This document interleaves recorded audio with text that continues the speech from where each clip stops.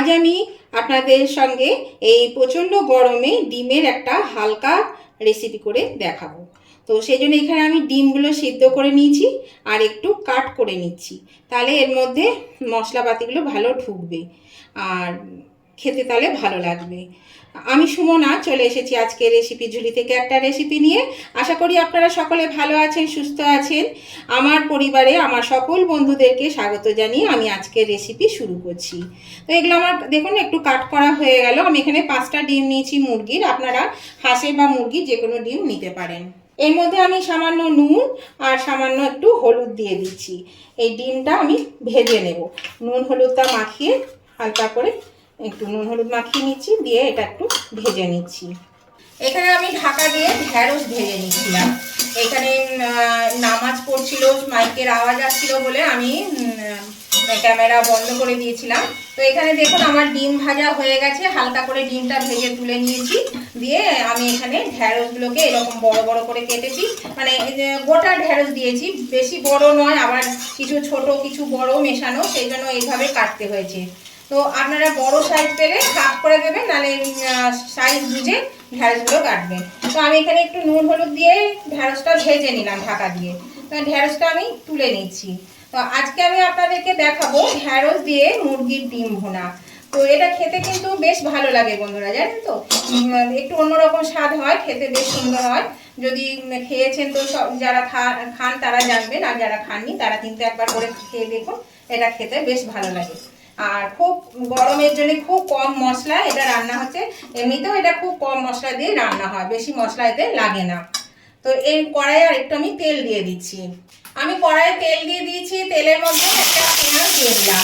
Medium সাইজের একটা পেঁয়াজকে কুচি করে নিয়েছিলাম, দিয়ে এই পেঁয়াজটা আমি এর মধ্যে দিয়ে একটু ভেজে নেব, একটু ব্রাউন কালার পর্যন্ত ভেজে নেব।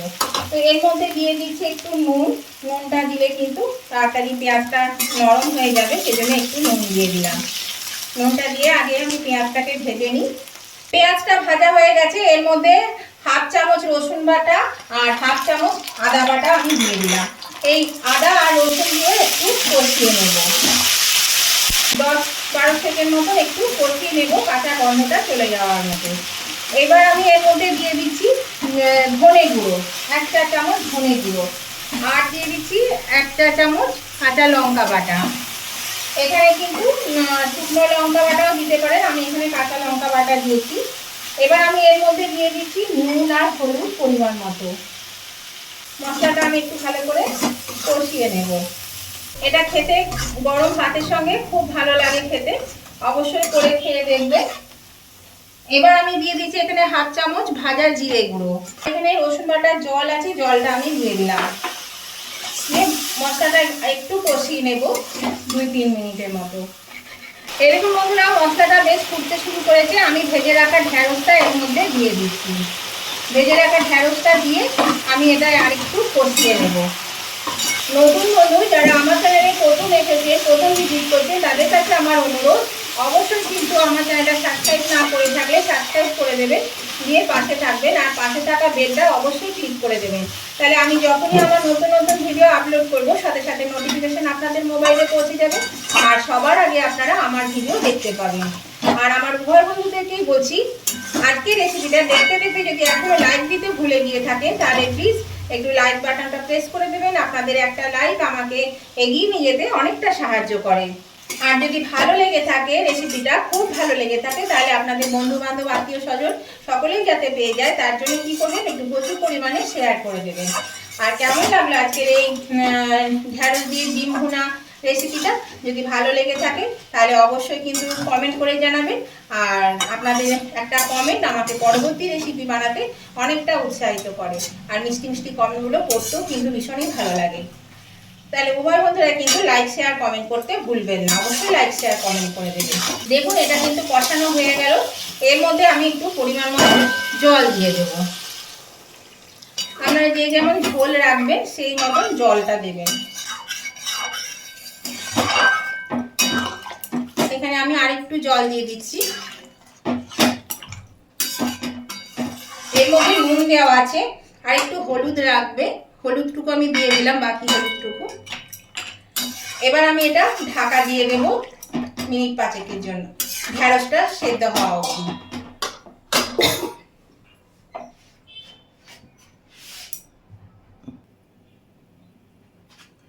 5 মিনিট পরে ফিরে এলাম বন্ধুরা। দেখুন ঝোলটা ফুটছে আর ঢ্যাঁড়স কিন্তু সেদ্ধ হয়ে গেছে। ঢ্যাঁড়স তো খুব নরম, বেশিক্ষণ লাগে না সেদ্ধ হতে, সিদ্ধ হয়ে গেছে।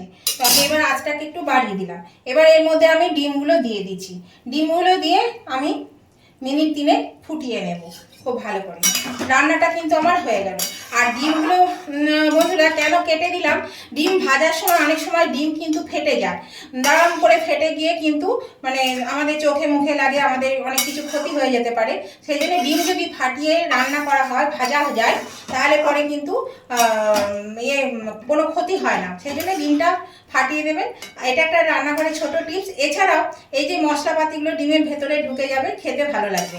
আর ঢ্যাঁড়সগুলো খেয়াল রাখবেন যেন গোটা গোটা থাকে, পুড়ে না যায় আর যেন গলে না যায়। তো দেখুন এটা আমার একটু ফুটে যাক 2-3 মিনিট, তারপর আমি নামিয়ে নিচ্ছি। আর দিয়ে দিলাম 4টে চেরা কাঁচা লঙ্কা। এটাও কিন্তু ডিমের সঙ্গে দিয়ে দিতে হবে।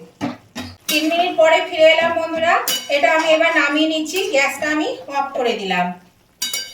এটা কিন্তু গরমের দিনে খুব মানে কি বলবো, হালকা একটা, ভীষণ হালকা একটা রান্না, খেতেও কিন্তু খুব ভালো হয়।